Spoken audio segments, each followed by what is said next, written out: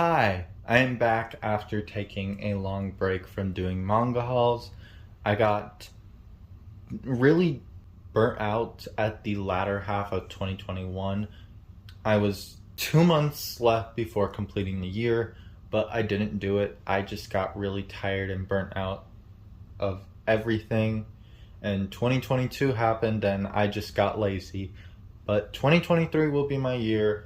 As you noticed by the title of this video, January was a really slow month.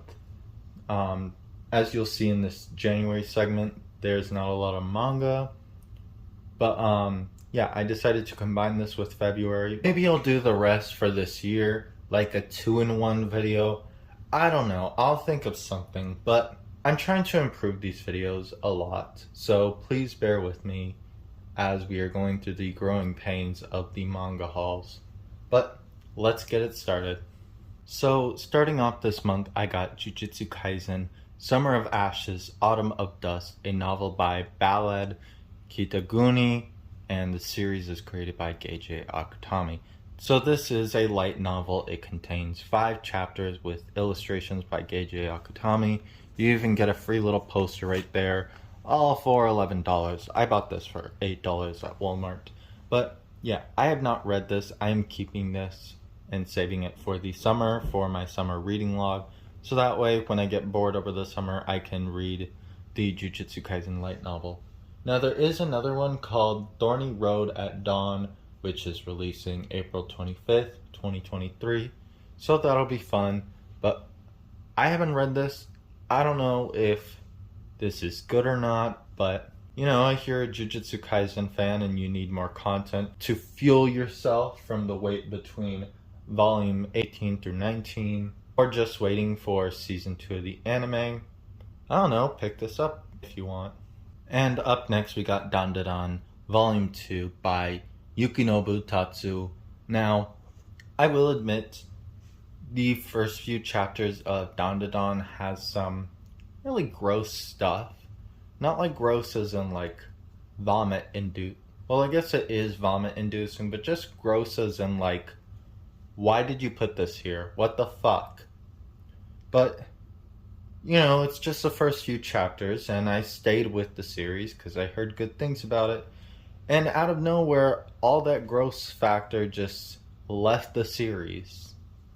I don't know how, but it did, and it focused on the characters, the plot, the world building as well, along with focusing on the supernatural element and the teen comedy the teen drama mixed with some comedic moments aspects of Dandadan, and I think that's where the series really shines through. It's unfortunate that you have to deal with those rough early chapters, but after those chapters, the series really gets good. I don't blame you if you drop the series due to those chapters.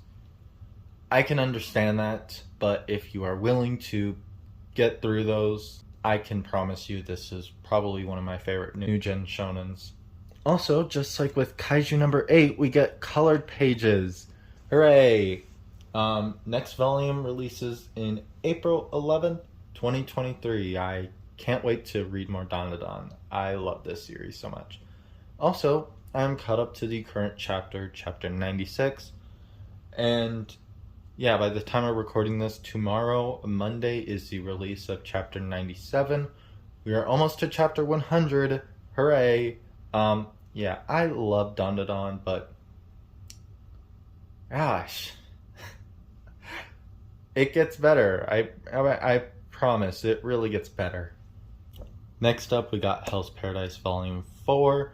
This is another book that I didn't read, like with the Jujutsu Kaisen light novel. Something that I'll mention later on with the Beastars volumes. Actually, you know what? I'll mention this now. With Mob Psycho 100, Shaman King, Hell's Paradise, and I guess you can count Demon Slayer as well. But Demon Slayer I've been reading physically and digitally and switching between those two.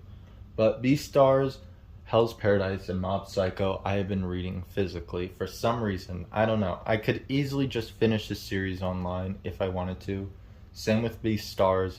But no, I am deciding to play the wait game, and you know what? It's fine.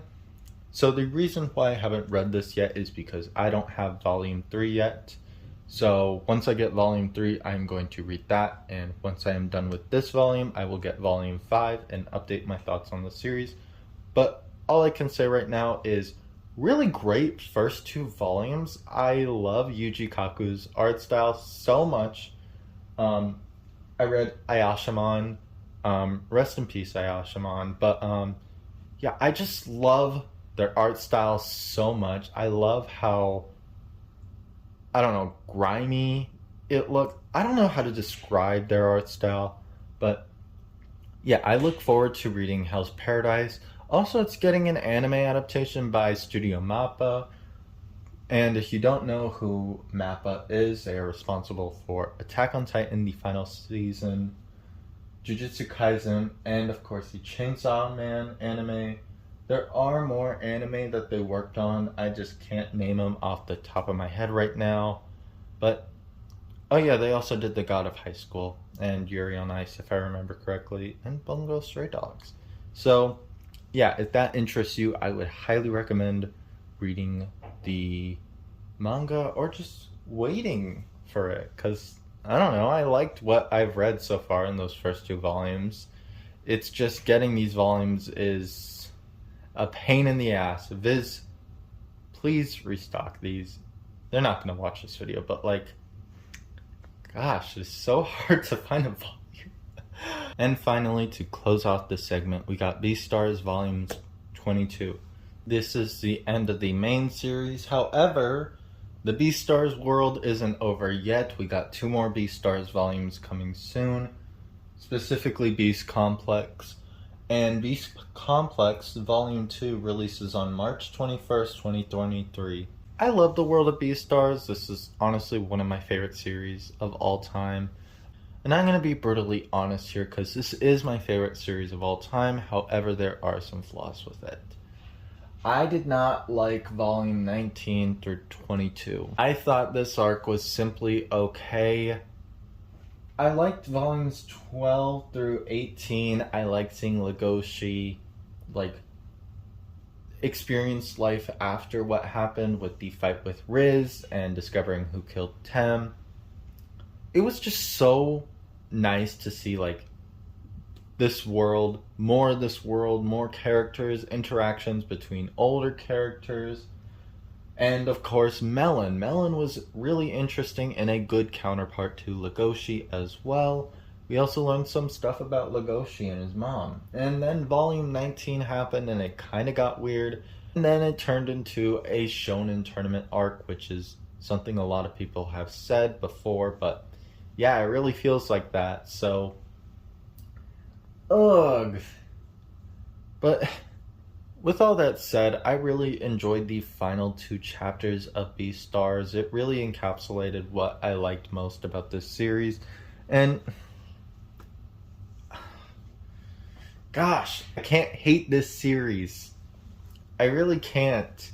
Even if it ends off with like an okay arc, like, first 2 parts of this series is so good. It just sucks that like it ended off that way.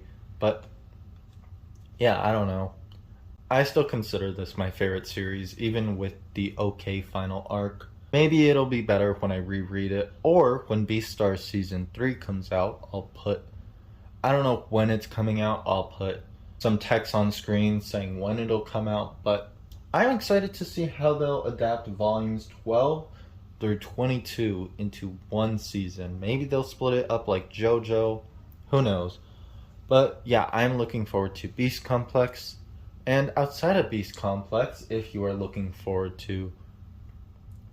interested in stories by Paru Itagaki, who, fun fact, is the daughter of the mangaka behind Baki, which is actually pretty cool.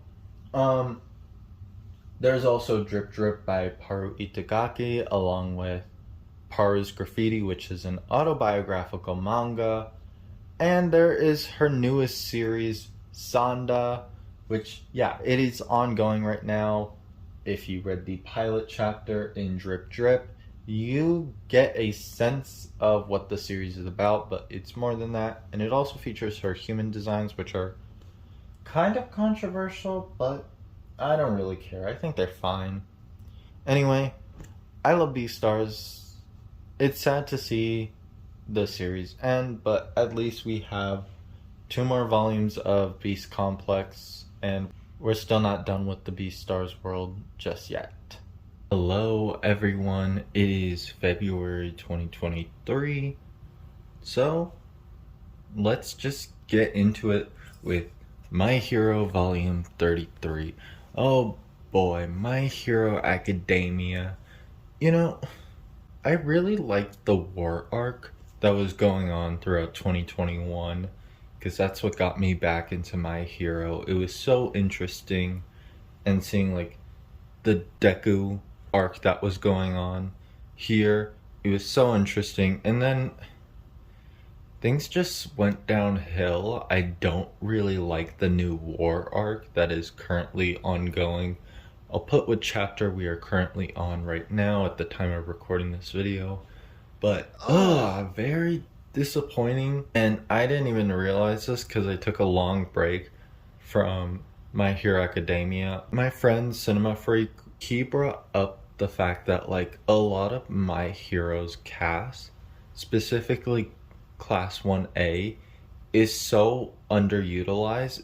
If you're not these three main characters, well, Tenya's the side character. Actually, no, he's more of a supporting role. If your name isn't Deku, Ochako, Bakugo, or Shoto, you're not getting any screen time. And the war arc really shows that, like the current one that's going on right now. It really shows the fact that Horikoshi just remembered these characters after forgetting them for so long. We had the pointy head kid and the other kid. I forgot their names. Oh my gosh, I actually forgot their names.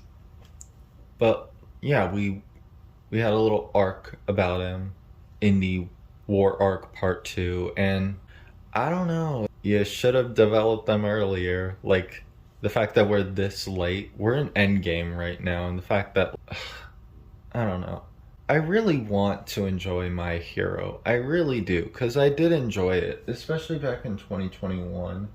But it's just like, it's really hard. I kind of want to save my thoughts till the end of My Hero's run, so that way I can talk about it fully and finally get my thoughts out on the series. But yeah, My Hero Academia, everybody.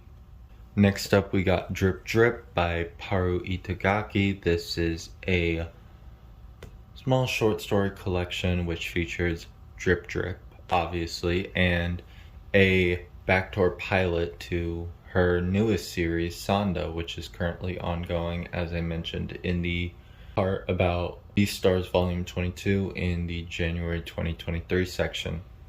So Drip Drip was actually pretty good. I really I like how Paru takes the concept of like a bloody nose and makes it into a story of self-acceptance. I don't really want to say much outside of like the ending really surprised me. It also gave me like Carrie vibes. I think it was a Carrie reference in general. But if not, it definitely gave me Carrie vibes. But yeah, and Sanda is, I mean, if you read Paru's graffiti, you already know what's Paru's little thing with Santa Claus is. So yeah, I don't have much to say about this outside of read it if you want. If you love Beastars, I would highly recommend reading more of Paru Itagaki's work like I am doing right now. I really enjoyed Drip Drip, and I think fans of Beastars will also enjoy it, and they might enjoy Sanda as well. And next up, we got Kaiju number 8, Volume 5. I love Kaiju number 8, and I also love that they're continuing the little colored pages right here. As you can see, we get 3 of them this time. So, yeah, I really like the color pages presented in here and Dandadan. I think Viz should keep it up. And this is still like $10, so that's good. Um, yeah, I love Kaiju number 8. I'm currently caught up to it. I don't have anything else to say outside of I like it. Yeah, that's really it. And then we got a 2-in-1. Oh boy, my favorite thing. So, this is Mob Psycho Volume 2 and 3. I already own Volume 1. I got it in October of last year. And I gotta say, I really enjoy Mob Psycho 100. And this might be a hot take, but just these 3 volumes alone kind of made this better than One Punch Man. That's not to say One Punch Man is bad or anything, but like in 3 volumes, this is already like my favorite series that I'm reading so far compared to like all of One Punch Man's chapters. There's not really much to compare the two series outside of someone ordinary with supernatural abilities, and it's also made by one. I think I just enjoy Mob Psycho over One Punch Man. I think the humor works with Mob Psycho, but again, that's not to discredit One Punch Man. I love One Punch Man. I just prefer Mob Psycho 100, and I would highly recommend it, especially if you are a fan of One Punch Man. The Hunters Guild Red Hood Volume 2. Volume 3 is unfortunately the last volume. If you don't know what the Hunters Guild Red Hood is, it is basically Red Hood by the Grimm brothers. And what if you were to make it into a Shonen Jump manga? And that's what Red Hood is. It's supposed to be like a shonen version of Red Riding Hood, except it's a shonen. They're gonna be like supernatural elements, quirky side characters, and really good art. The art is the main reason why I started this series. And yeah, I will admit it's alright for what it is.